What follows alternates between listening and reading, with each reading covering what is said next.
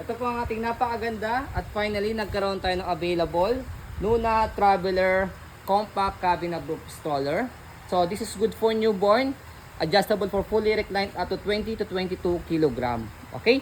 So selling as is, pwede rin siyang selling as separate purchase. Okay? So yung ating stroller meron siyang kasamang replacement box.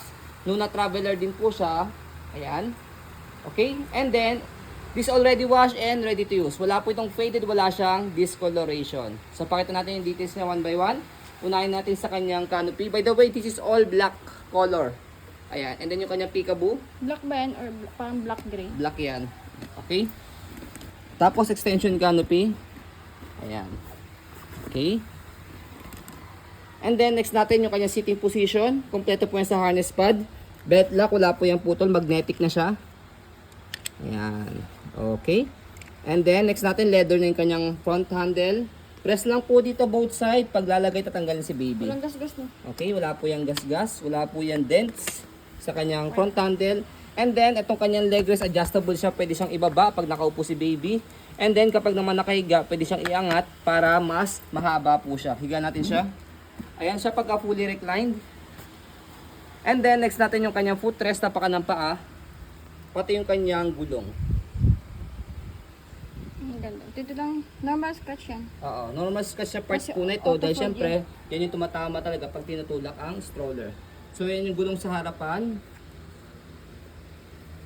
Okay. So, okay pa naman po yung gulong niya sa harapan. Hindi naman po siya totally pudpud ah. And then, body frame sa left side. Ang ganda pa rin ng body frame po nito. Paint scratch lang Oo. siya. Hindi siya yung silver scratch. Pag yung silver scratch sa sinasabi, yun yung kitang-kita na yung pinaka-scratch niya. Ito hindi. Ayan. Kaya as a maselang seller, pwede po ito sa mga maselang mga buyers. Next natin sa likod, ayan yung kanyang stopper muna. Naka-cable na po yan para isang tapak lang dito. Stop. Basket. Pang shoulder carry niya. Yung gulong po niya, okay na okay din. And then dito may airways po dito. Ayan. Para comfortable si baby. And then next natin, sa pag-upo sa kanya, hatakin niyo lang po ito. Pataas.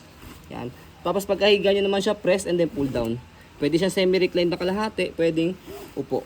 Okay? So next natin kabilang side ng body frame. Ayan. So maganda rin po yung kabilang side ng body frame niya.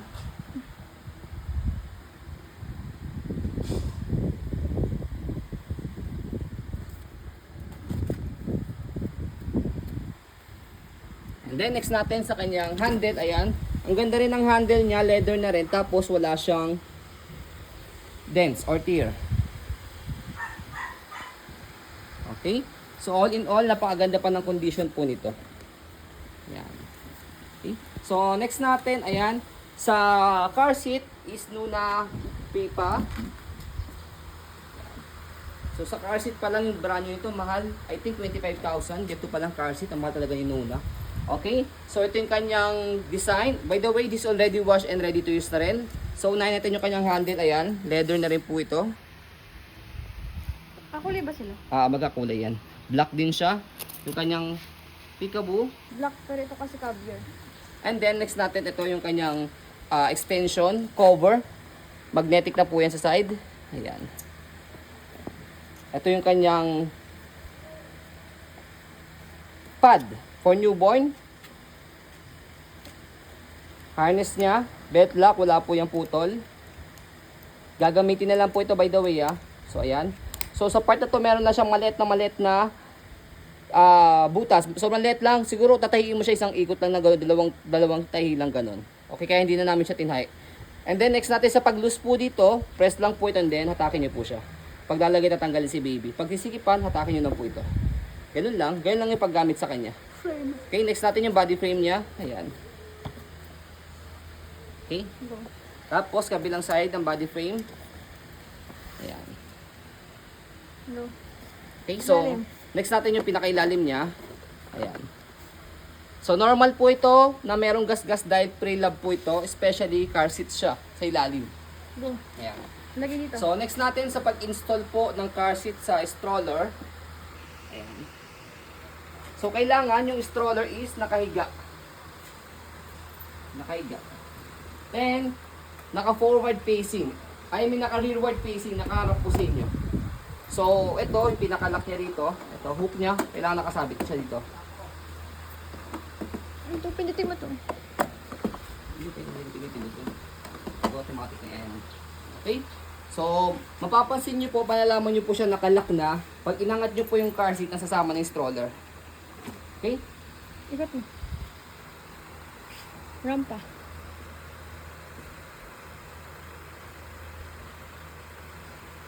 So, ayan po siya. Okay, kapag ka naka-install na yung car seat. Pwedeng set ha, pwedeng separate. So, again, pwede siyang set. Yan. Pwede siyang separate per case. Pwedeng stroller lang, pwedeng car seat lang. Okay? And then, kapag tatanggalin po yung pinaka-car seat, pipindutin nyo lang po ito sa ilalim.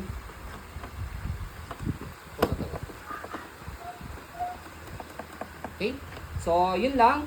And then, next natin, pagdating naman sa stroller, kung paano siya i-fold. Yan, auto-fold siya. Yun yung kinagandang kay Nuna. So, slide nyo lang siya rito, press yung ilalim, tapos tulak nyo lang siya paharap. So, that's it. Hand carry, and then pwede siyang shoulder carry. So, this is around 6 kg, kaya cabin approved siya. And then, compact folding. Yan siya. Nabibend yung handle. Okay? And then, next natin, sa pag-open sa kanya, bubukan nyo lang siya. Ganun lang. Bubukan nyo lang siya, ganun. Okay? Fold natin ulit. Wow. Tapos, bubukan nyo lang siyang ganyan. Pagkakalbitin. One click. See? Walang kahasel-hasel sa pag-open sa pag-fold. Yun po yung isa sa kinagandahan kay Nuna Traveler. And then, ito yung box niya, pakita natin. Okay? So, replacement box na to ha. Pero Nuna Traveler din siya. Ang declaration color lang dito is hazelwood, pero ito kasi is color black. Okay, pero Caviar, hindi black. black, yun eh. Simple word, color black siya. Ayan. Ito yung loob niya. Andiyan pa yung ibang plastic. Okay. So ayan, include na namin po itong box niya. Okay. So ayan po, as you can see, very details po kami. Sa amin po pag video kasi amin siya policy. No refund, no exchange. What you see is what you get. So yun po, maraming salamat. Have a nice day and God bless po.